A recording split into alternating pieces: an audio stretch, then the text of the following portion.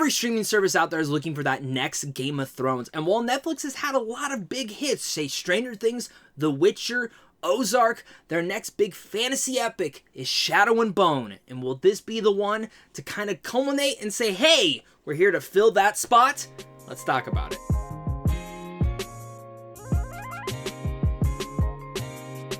What's going on, buddy? Welcome back to a brand new Netflix TV review. Today I'm going to be discussing Shadow and Bone Season 1. And of course, my name is Zach. I am the Wolf of Geek Street. And if you guys are new here, make sure to hit that like and subscribe button because I love talking movies, TV, and games. If you like doing that too, this is the channel for you guys. Make sure as well to comment down below. Let me know your guys' thoughts. I'm really interested to hear your guys' thoughts on Shadow and Bone. Have you been looking forward to it? Have you read the book? Do you know anything about this show yet? Let's talk about it down there. Shadow and Bone is an 8-episode Season 1 series about the dark forces who conspire against an orphan mapmaker, Alina Starkov, when she unleashes an extraordinary power that could change the fate of her war-torn world.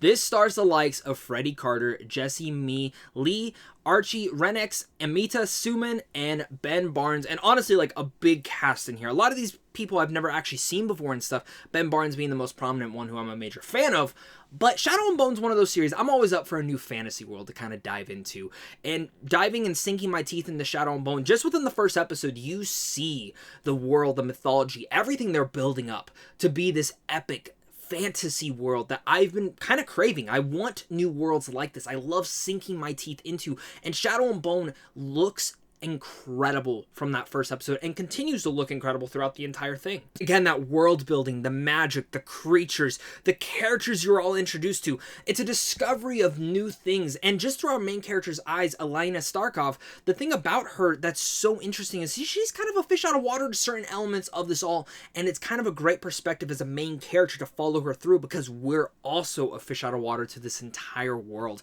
And to frame the entire show about her and behind her back, while we have a bunch of other characters, is just excellent because as she discovers things, we're also discovering things for the first time and getting the same reaction she's getting, we're feeling as well. And easily, she's the best character about this entire show. Jesse Mee Lee is incredible in here, and I really fell for her as a character and in general just her performance. And going the rest of the characters in here, Freddie Carter is also pretty good. Archie Renix is also good. Amita Suman, also a big standout. But for me, the best standout of it all is Ben Barnes. I think Ben Barnes has just niched his way into Hollywood and has these excellent roles where he just eats up the scenery and he knows the assignment. He transforms into this character and it has a lot of different elements to him without getting into spoilers that I think many people are going to be happy and surprised with.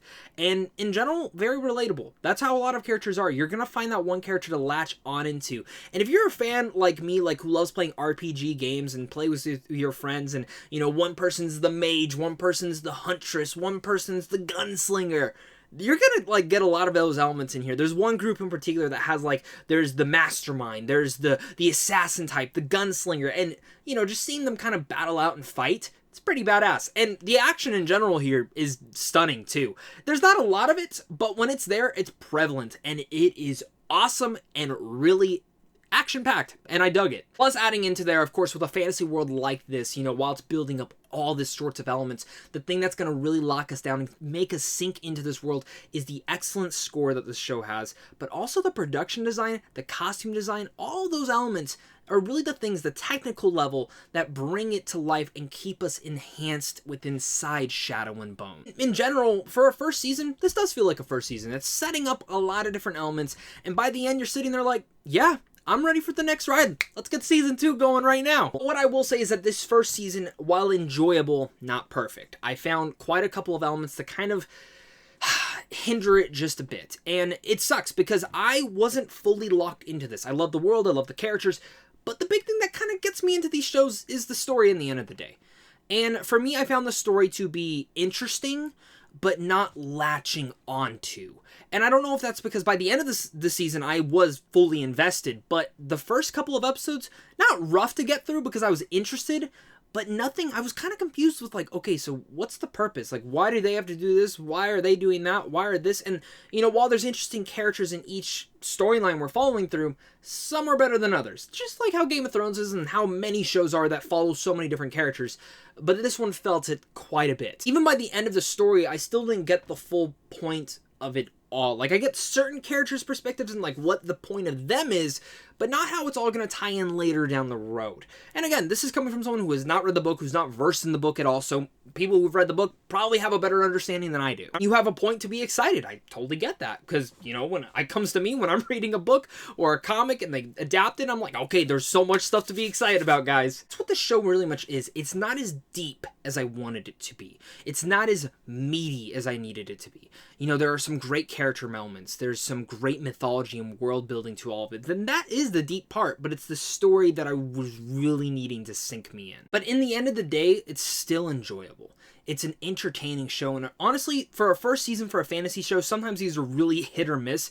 This is one that hit. It grabbed my attention. It locked me into this world. I'm invested now. And that's more than I can say for a lot of other fantasy shows that have tried to come to life and bring it to life. It mixed well. And it didn't feel like a typical YA show that we're diving into. It's mature. It's got some harsh elements to it and some bloody moments. But the action's great. The characters are interesting, and especially Starkov herself is easily the best part about the entire show. And in general, the world, the mythology, all that stuff that it really built about makes me excited to see where the season 2 can take this. I just hope it latches on and contains a more focused story point for what the end game of this show is. As with every other show, the first season is supposed to establish that. I didn't fully feel that in here. And you know, that's coming from someone who watches Walking Dead, who pretty much has not had a focus for the last couple of years. But in a sense, the focus is surviving. I'm trying to figure out what this one is still. But with all that said, guys, I am going to give Shadow and Bone a B. Still a very enjoyable first season. I'm so excited to hear your guys' thoughts down below, especially if you guys got to check out the books before this show. It's going to be interesting to hear your guys' thoughts. Thank you once again for clicking on this. Make sure to head on over to Sandwich on Films on how to see films early. And of course, it's a big thing to you and a big thing to my Patreon supporters, because without you, I wouldn't be able to do. So of course, until next time, stay classy.